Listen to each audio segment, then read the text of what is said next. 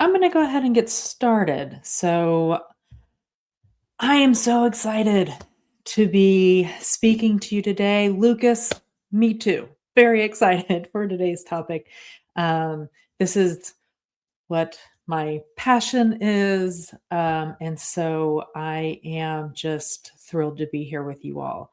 If somebody could just pop in the chat and let me know if you all can hear me and that you're seeing my screen, just to confirm the technology is going as it should be. But I'm going to jump in. So today I'm talking about designing organizational cultures that drive performance. And we'll talk about what that means, but the word design is really central to the way that I think about this work. A little bit about me. I have a PhD from Emory University in interdisciplinary studies, where I studied health equity, bioethics, medical anthropology, disability studies, and access. And so I didn't actually come to this work in sort of the traditional way. Um, Thank you, Lucas, for confirming. There's that delay, huh? um, but I was studying all of these topics that related to equity and inclusion and identity for my PhD and then my professorship as well. And I was being called to come to come or go to different groups on campus and do what I now understand to be DEI related workshops. And so I left to be a DEI consultant. And that's when I started this company, Disruptive Inclusion. And when I was doing that work, which I loved, but I also kind of saw the inefficiencies and ineffectiveness of some of the strategies that were being used. Um, and at the same time, I had some insights and knowledge and models from my background in disability that I think could be really useful. And I'm going to go more into that in a minute. But um, so I was doing DEI consulting, I paused for a year and a half where I was on I joined CARE USA on their health equity and rights team, and then the funding for my role ended, and so I went back to consulting. But this time, I redesigned my approach to be better than what I saw as happening in the field of DEI, addressing some of the issues that I think the field was having. And so that's what brings me here today. I specialize in working in health and teams in health and science because obviously I have a background in health and science and I love health and science. But I've worked in all kinds of industries. And so this methodology and this perspective isn't specialized for a particular industry. I'd love to know about you. So if you can put in the chat um, where you're coming from, what industry you're in, what role you're in, any or all of it. And then, just for fun, what your favorite animal is. Mine is the octopus because I am 99% sure that they are secretly plotting underwater to be a better major species on Earth. And they're just really bizarre and smart. So yeah, would love to learn about where you all are coming from. And next slide. So I start every talk with what I call a access statement. An access statement is a recognition and a call out of what is and isn't accessible in a talk, a meeting, a policy, whatever the case may be. And this isn't, although it's inspired by my work in disability, this isn't just for people with disabilities. This is for everyone, including and beyond disability. And so it can, like I said, be used in meetings, policy documents, everything. And so it's really helpful for anybody. And it also communicates to people that access is important and that it's aspirational because you point out what is and isn't accessible. So for today, what is accessible is that this is virtual, so people can join from wherever. Where I'm seeing in the um, San Diego and Northern California, all over the place, which is fantastic. Um, I've designed the slides to be accessible in terms of high contrast and accessible fonts. I aim to speak slowly and clearly without jargon, or if I use jargon, I'll make sure I define it. That being said, please don't hesitate to reach out if I am going too quickly, or if you need me to restate something in a different way for your understanding. I believe that there is the ability to turn on closed captioning for today, which is another access statement. And the recording will be available afterwards. What's not accessible is that I don't have translators, so ASL or language related translators. I wasn't able to send you all this deck or any information necessarily ahead of time. And let's see here, what else? I want to make sure I got everything. Oh, the ability to connect in person. I can't really see your faces. And so I can't get that instant feedback on whether or not you all are following me. And also just can't engage in person in that way, which is sometimes really beneficial. That being said, if there's any way I can make this experience more accessible to you, please put it in the chat and I'll do everything I can to meet those needs. So, what we're going to cover today. Today, I'm going to encourage you to think about team culture not as an afterthought, but rather as an integral part of strategy. Having a culture where people feel supported and energized and engaged only leads to good things, right? Only positive outcomes for that approach. What I'm not going to do is give you a lecture about why inclusion and diversity is important, why it matters. Or I'm not going to give you generic best practices that might not work in your environment for your team. Instead, I want to talk about how we can identify the sources of poor team dynamics. What are the areas of great team dynamics? And I'm going to introduce you to a completely different framework, which is hopefully going to change your perspective on this topic. It's based on architectural design principles. And it's, again, I think that it's just the smartest way to think about this kind of work. I'm also going to give you early access to something I've recently created. So stay tuned for that. But this is a good strategy for teams that are experiencing conflict or lack of cohesion, but also teams that are scaling. So we're going to talk quickly about what are traditional approaches to inclusive and supportive culture design. And then I'm going to go over this new way of approaching organizational cultures, which I call organizational culture design, which has 6 principles. And again, those are the principles that identify ways in which you can design a high functioning, supportive, collaborative team. And then we'll go over an example. We'll crowdsource an example. So be prepared to get your thinking hat on. Isn't that what they say? And I'm going to leave plenty of time to answer your questions.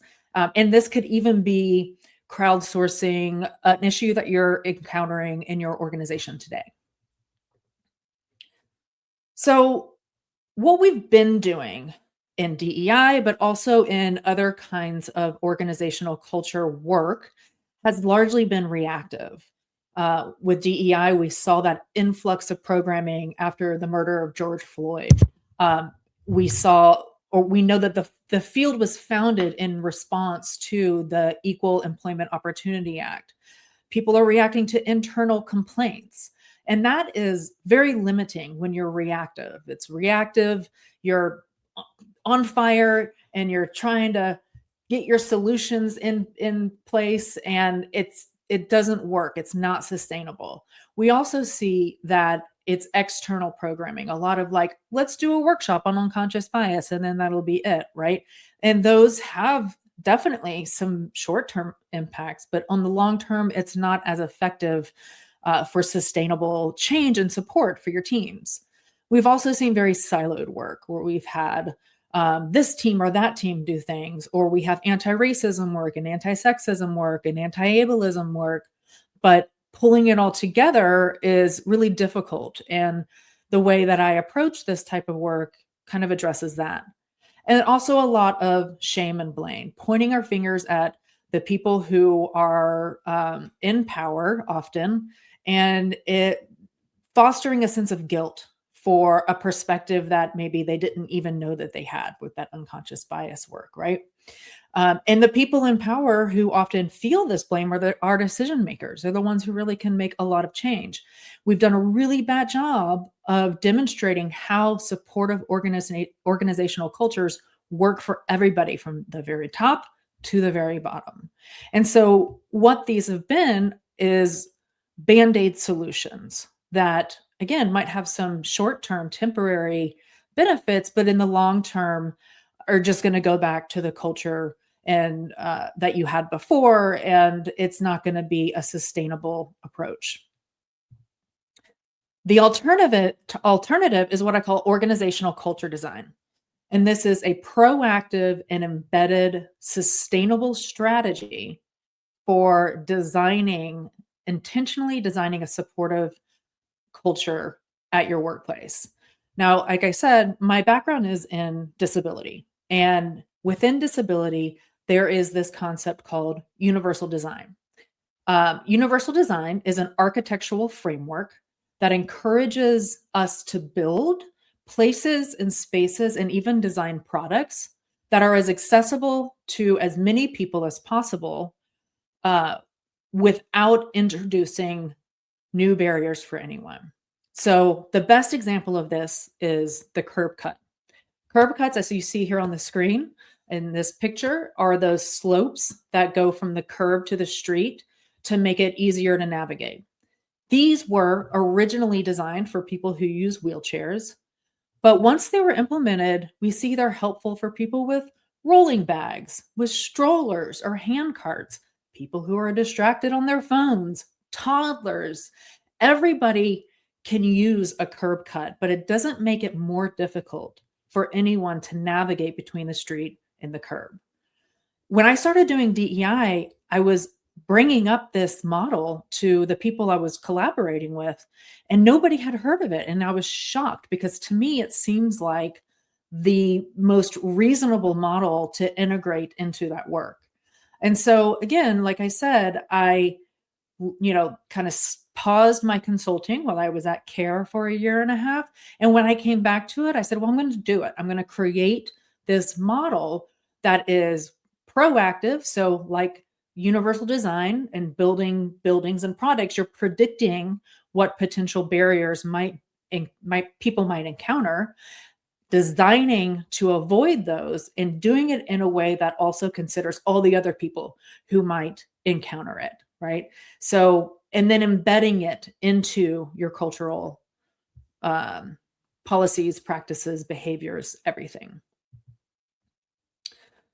So there are a few different times when it's good to use organizational culture design. Teams that are experiencing high turnover, disengagement, even conflict, that's when you need to investigate what's going on with this team. How do we make changes? We know that these instances of turnover, disengagement, and conflict, they stall progress. They cost a lot of money, and they just kind of compound itself by leading to more disengagement, more conflict, right? So that's one time when an organizational culture approach might be useful.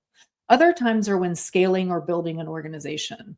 I hear all the time, and I'm sure you all have experienced this, when a company is growing, it starts to lose some of its best people, some of the people that have been there the longest, because the culture changes.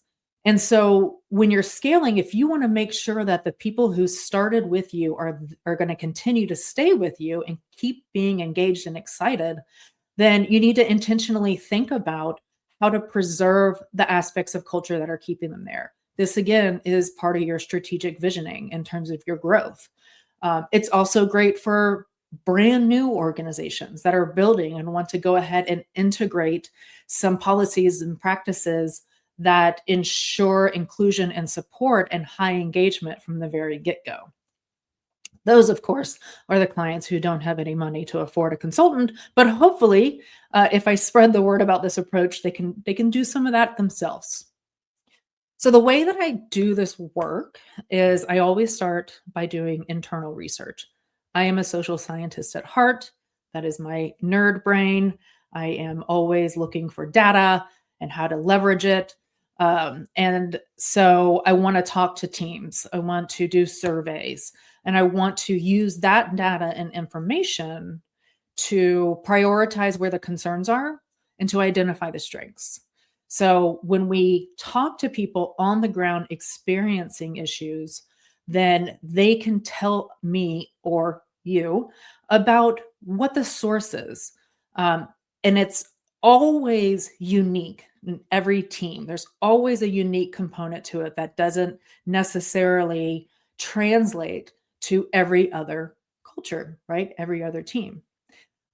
When I have those prioritized concerns and those strengths, the strengths is something that often we miss because those are a foundation on which to build, that we can shore up, that we can make sure continue in your strategic culture. I like to crowdsource solutions, and what I mean by that is, working with a representative example or representative group of team members, different hierarchical levels, different roles, different tenures, things like that, to ask them, what do we do about this? How can we work forward? And of course, coming there with some ideas of already doing this work, but getting them to give insight as well, because they're the ones on the ground. They're the ones going to know what happens and what's going to work and what isn't going to work. And also it kind of creates a good sense of buy-in for the change that's about to happen. And then embedding the changes into, like I've said before, practices, policies, procedures, behaviors, and then monitoring it for as long as possible, because things change, right? Our staff changes, the culture around us change. I mean, the influx of AI is something that's happening right now, that even if you had a really strong culture design, you'd probably need to go back and monitor and see if there needs to be any updates to it, right? So embedding and monitoring it continually. Again, if you don't have well-designed culture, intentionally designed culture, then you're at such a high risk for experiencing dysfunction and stalemates and turnover and all of that stuff, right? When you intentionally design your organizational culture to reflect the values of the organization, to be supportive, to be inclusive, then you're going to reduce burnout. This is really important for the teams in health and science that I work with, but it's really for anybody. We see high levels of burnout when people don't feel engaged, don't feel appreciated, right? Innovation is going to increase if you are able to design a culture for innovation, for collaboration. And it's going to be sustainable because you're going to embed it into the way your organization defines itself and how it defines its work. And that's going to preserve the culture you want to see in the workplace going forward. So, like I mentioned, organizational culture design has 6 core principles: trust and transparency, expect and respect expertise, collaboration and constructive conflict, embedded flexibility, questioning the status quo, and celebration. And I'm going to go over each of them in just real briefly, separately. And but I want to point out that I've written about all of these in my newsletter, Science of High Performance, with the evidence that supports it. Again, big data nerd, former academic, got to have those citations and references. So if you're interested, I can point you to particular issues that feature details about any of these. So just let me know, or we can have a meeting and talk about it. So we'll start with trust and transparency. Trust flows both ways. A leader needs to trust their team, and teams need to trust their leaders. Transparency builds trust. So when you know what's happening and you understand, oh, sorry about that. Um, Understand that what's happening at your organization, then trust is going to grow between the team and the leadership. I always encourage people to ask themselves who could benefit if we are more transparent about organizational processes, and who benefits from less transparency. The answer to that former question is often leadership. And so when you ask that question, why aren't we sharing with our team members the decision making process for hiring new people? Then that's going to be an area that probably identifies potential waviness in some organizational ethics. The next one is expect and respect expertise. We all have expertise that we've brought to the table that aren't necessarily reflected in our academic or professional experiences. We've all had the experience of a child making an observation that kind of blows our mind, right? So we can use that example to think about how people, at all levels in all sectors of our organizations can come up with some great ideas, can help us identify some problems that maybe we didn't have before, can maybe come up with some creative solutions. So everybody has expertise to bring to the table. And if we provide the space for this contribution, it'll increase innovation and it can increase engagement. Everybody can feel safe. So the reflection question I have for you here is, does everyone on your team feel safe sharing their feedback and ideas? If not, then how can we work towards increasing that type of psychological safety? All right. The next one is collaboration and constructive conflict. This is really, really important for teams in health and science, but really helpful for all teams because, again, if we respect and expect expertise, we're going to be open to listening to different perspectives and having healthy debates about how to do things. Collaboration leads to high performance. We know this. And healthy debate and conflict leads to innovation and progress. So we want to make sure we foster an environment where people feel safe enough to speak up and disagree in a way that leads to good, healthy conversations about that disagreement and lead to creative solutioning. Here, I ask you for your reflective questions. Can your teams engage in healthy and productive debates that then they can move on from, right? There's no hard feelings in the disagreements. So the next one is questioning the status quo. This one's my favorite. I say it all the time, that we kind of get stuck in these habits, in these ways of doing things that we don't second guess. We just kind of do it because we've always done it, right? We follow habit and precedent, even if it's not working for us anymore, even if it's stalling our progress. And we might not even notice that it's stalling our progress until we ask the question, why are we doing this? So for here, I ask you to reflect on, what is your team doing? Because that's just the way it's always been done. The example that is most recent and everybody can relate to is post-COVID return to work policies. When we worked from home, that shift happened, a lot of teams realized that they can be just as, if not more, productive and innovative working from home than in the office. But then when the restrictions were lifted, a lot of people started to insist on their teams coming back into the office and being in person because that's the way it's always been done.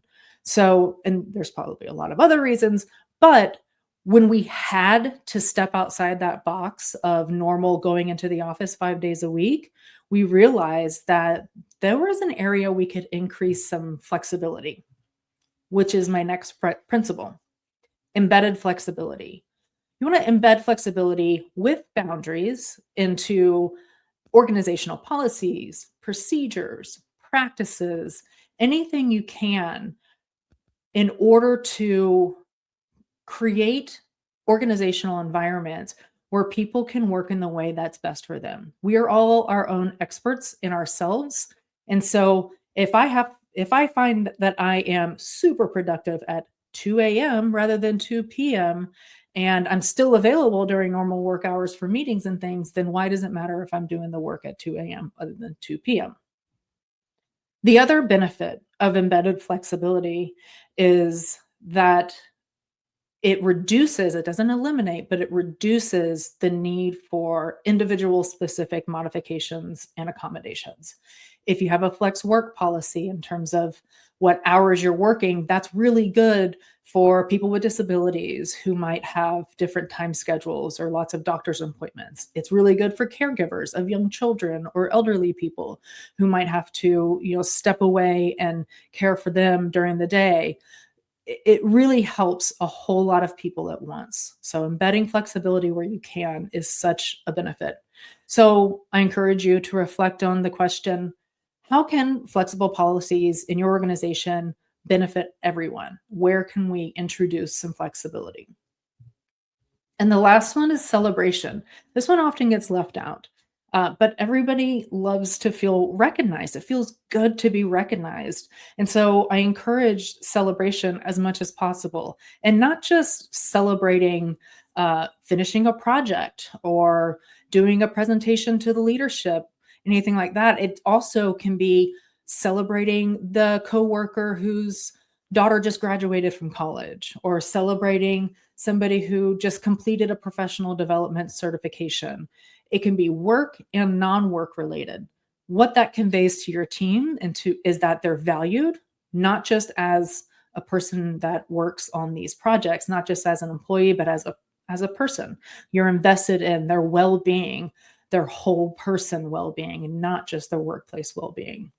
So you can reflect on the question of, are there ways to recognize our successes in and out of work? How do we do that? Do we nominate people on our team? I realized that, Chris had a big trip planned and he finally got to go on it. So we want to celebrate that in this way. And it doesn't have to be monetary. It doesn't have to be big. We can think about notes, little gifts, just some time to connect with people in a little 15-minute break, right? So there's lots of ways that this can take place. So if reactive and siloed and surface level approaches aren't working, then we need to shift our perspective. We need to shift from how do we avoid lawsuits and how do we signal that we care to how do we build systems where everyone can contribute and excel. Instead of waiting for problems to arise and addressing them individually and separately, we can build organizations where the barriers to contribution, to belonging, don't exist in the first place or exist at a very, very low level. We can embed inclusion into how work actually gets done instead of a compliance-driven training. We can create and design cultures that work for everybody and that are sustainable. So it's not the way we think about inclusion and support in an organizational setting. It's organizational culture design. And it comes from, a different perspective and a different intention than some of the traditional ways we've been looking at this work. And the result is that everyone gets a better system. It works for everyone because we're thinking about everyone from the start. We're thinking about our current and even potential future team members who might come in and making sure that we have planned for them to feel supported and engaged. So I'm going to go over an example, and then we're going to crowdsource an example, which I'm very excited about. So this is one that I hear all the time. It kind of relates to the example I just gave, but you're working at a team that is in multiple time zones. You have these remote team meetings. Some people dominate meetings. Other people never speak. Maybe it's because some people are joining at night or really early in the morning. That happened to me at CARE. I had these 7 a.m. meetings with the Philippines. Woo, they were rough. Um, but then when there are decisions being made, often they're made with mystery, right? So, what are some principles that are missing or potentially weak with this team? Well, embedded flexibility. So if there's no asynchronous options for participating, then that's going to limit get capturing some team members' contributions. So can we think about that as a principle to shore up? Expect and respect expertise. So in this situation, verbal processors dominate, but people who maybe take a minute uh, to think about what their answer is and to speak quickly or are unable to speak quickly, we might be missing their perspectives. And finally, trust and transparency. If decisions are being made that don't seem to match up with what the ideas were in the team meetings, then people aren't going to really understand why things are happening, and that's going to reduce trust and transparency. So, what might a redesign look like? Well, we might design different ways to contribute to meetings in terms of providing comments before a meeting, which would require sending out detailed agendas ahead of time, of course. Um, we might want to allow a publicly available or internally available platform that people can contribute to after the meeting. A lot of the times, we have great ideas like an hour after a meeting happened. What if we could post those up on a bulletin board and other people could review and comment? Those kinds of creative ways of making sure that everybody can contribute can really do a lot for engagement and creativity and innovation. Rotating facilitation, taking turns in who is leading the meeting. This happens, I've seen this happen really well in teams, and I've seen it not happen really well. I've seen it in where teams don't understand why they're doing it, where they just feel really, really shy. So something like this requires a very direct explanation of why you're doing it. And then if there are people who are really shy, perhaps they can co-lead with somebody else. So they're still kind of up there leading, but maybe with somebody who is a little bit more vocal. And then a clear documentation of how a team makes decisions that is shared with the team so that when you're in a meeting and you're brainstorming and then something else happens that wasn't discussed, you know why. That can really help encourage continued participation, because if you're helping to brainstorm and then you don't see your ideas reflected in the final decision, then why would you want to speak up anytime after that, right? So let's do a crowdsourced example. So here's the pattern. Great people leave. The exit interviews cite things like they didn't like the schedule or the salary. You've implemented some salary increases, but you're still having high turnover. So something else is going on. Leadership doesn't understand. Um, so now we are on LinkedIn, so there's a delay. So I'm going to wait. So while I'm pausing and y'all are catching up, then come up with some ideas of what potential principles are weakened or missing and how to potentially redesign them and pop that into the chat. And while you're thinking about that, I'm going to try to catch up on some of these chat comments about where people are and what animal you like. New people may be wondering why people are saying, I'm from Atlanta and my favorite animal is an octopus. That's because I asked for it. What is your favorite animal? Giraffe, yes.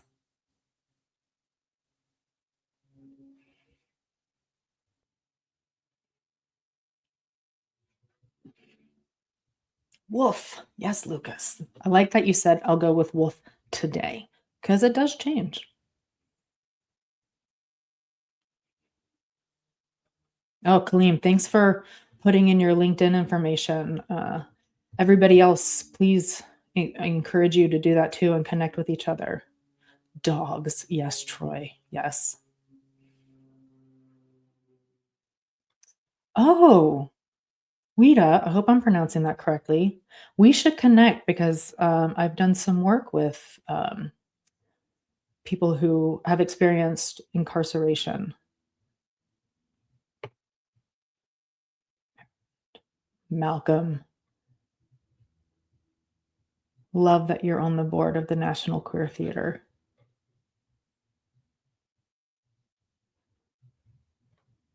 Oh, Brandon, that sounds like really fascinating work. I definitely want to learn more about that. Yes, Lucas. And often I find that AI creates just hallucinates sources that don't actually relate to what we've been talking about or what you're writing about. You go and look for it in the source that AI provided, and it's just not there.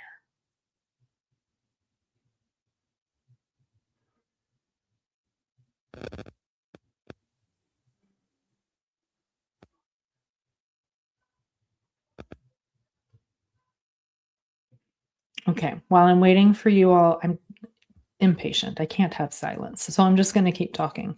But I'm going to talk about this example.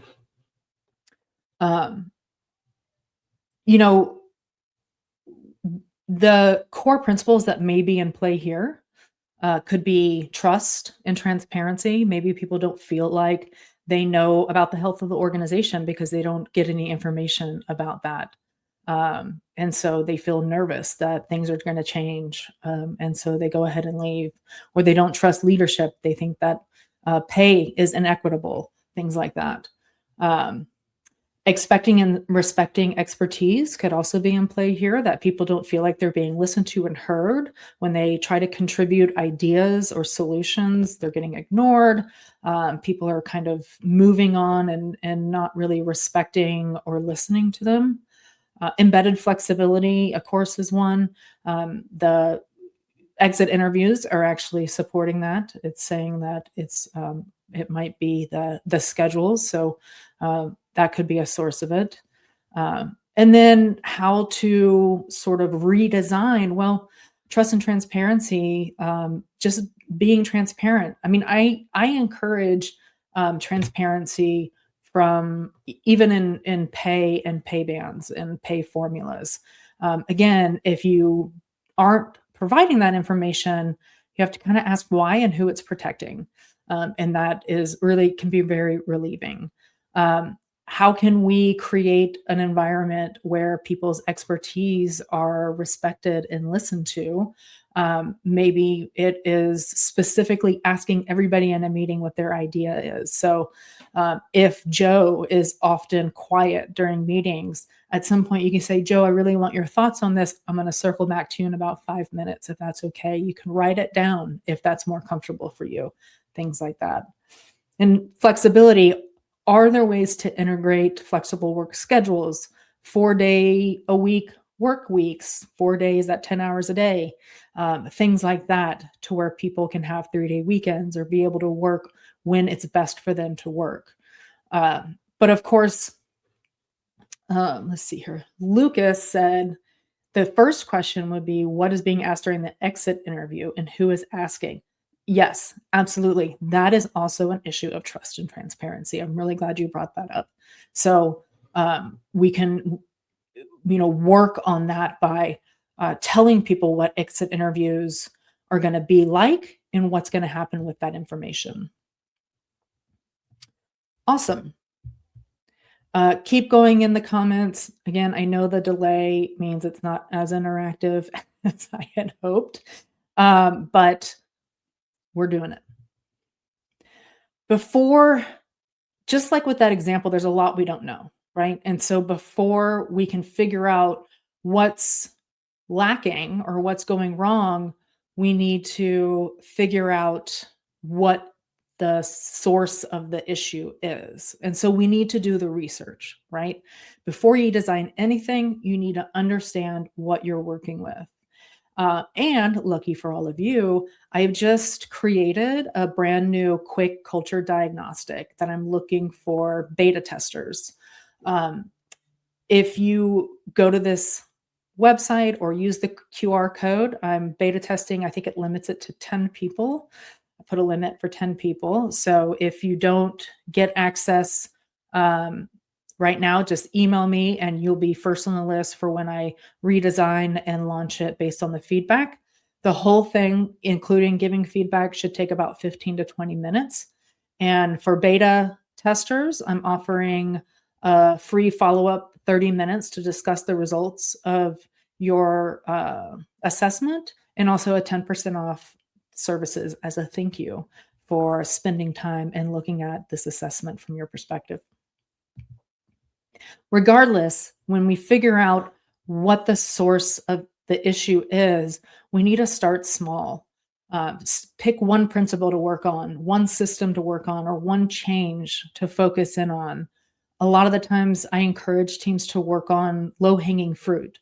So, transparency is often a very easy low-hanging fruit. It's got an immediate response. It's very low cost, and it can really do a powerful impact. I just saw a question on what my email address is. I will put it up in the last slide, but it's jen@disruptiveinclusion.com. And then once you decide where you're going to start, crowdsource it. Ask the people who are most impacted how they would make the change, and then embed it and monitor it. Just like I was talking about earlier, that ongoing collection of data is going to be really helpful and important.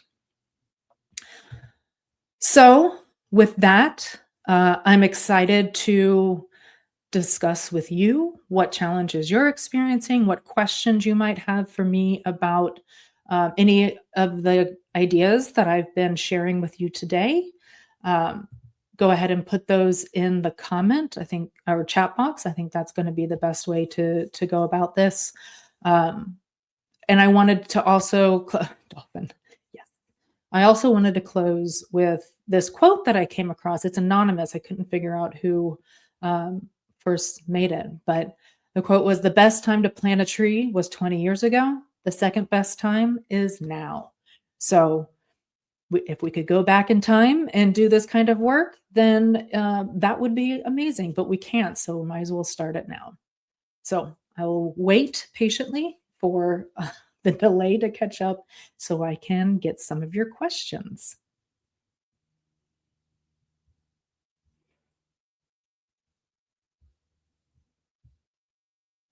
Oh, and here is how to contact me. So Brandon in the chat says, "I can't tell you how many companies I've worked with that said they thought they had great culture, but people were genuinely afraid to speak up about anything. Bad results, projects going off track, people hoarding information. It can be really bad." Absolutely.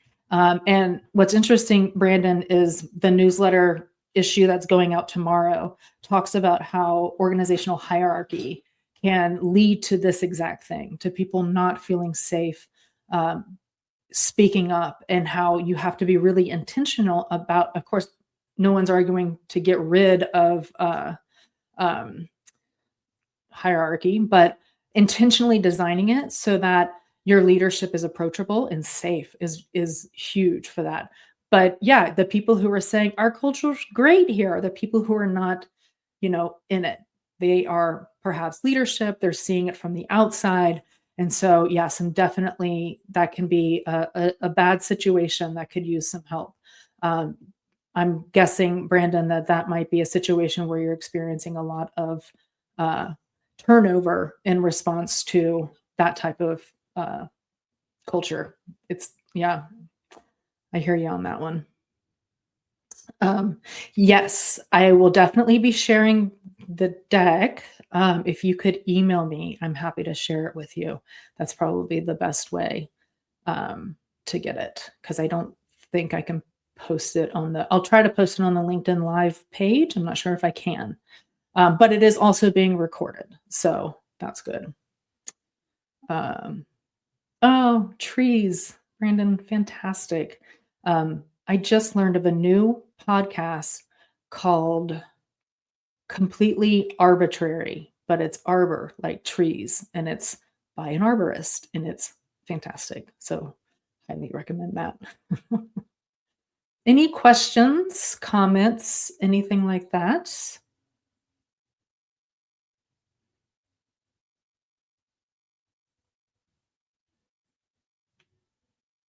Ugh, I hate this delay.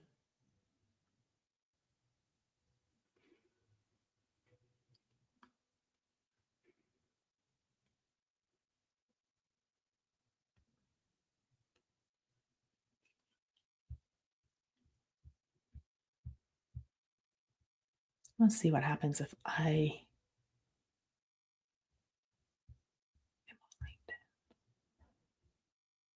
uh,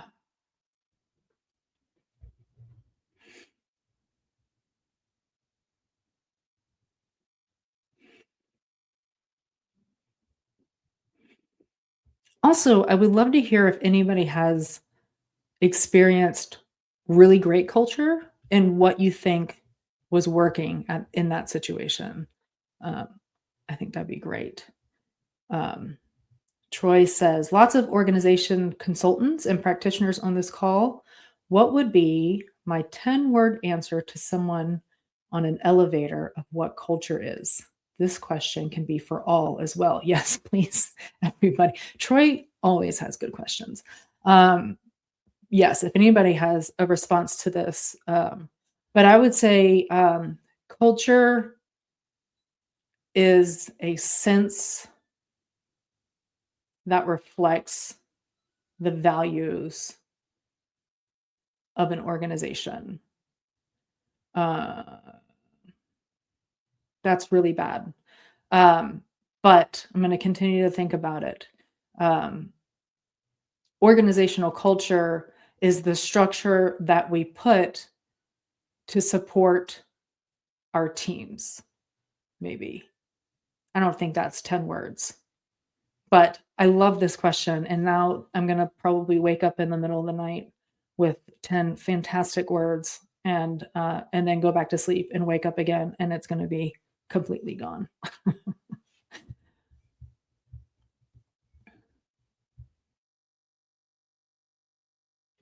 Oh, oh, I'm hearing myself.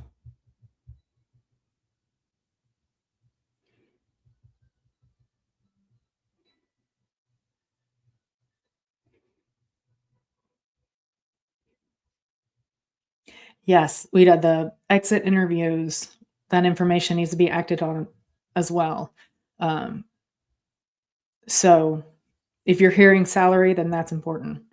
Okay, we have a culture definition. We have a couple.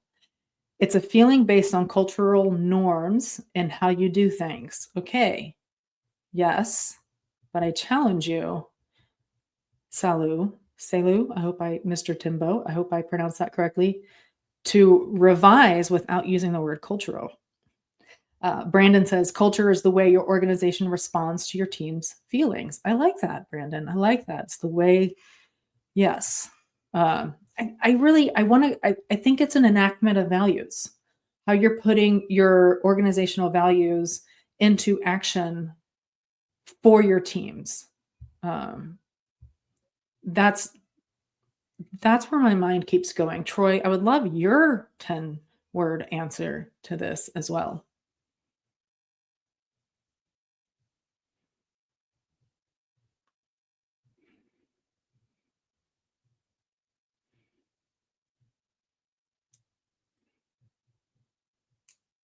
Okay.